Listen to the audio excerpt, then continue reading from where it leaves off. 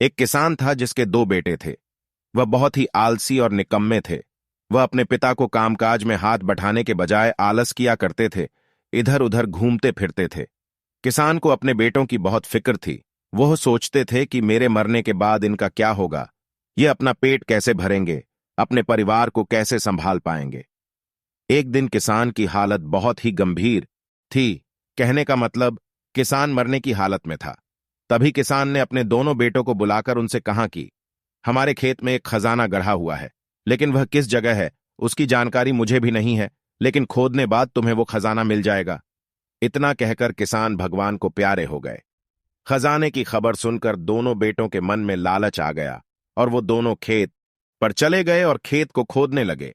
खजाने के लालच में कुछ ही दिनों में पूरे खेत को खोदने के बाद वह घर जाकर बैठ गए और वह अपने पिता को कोसने लगे। इसी तरह कुछ महीने बीत गए और वर्षा ऋतु का आगमन हुआ। किसान के बेटों के पास पेट भरने के लिए सिर्फ एक ही जरिया था, वो है खेती।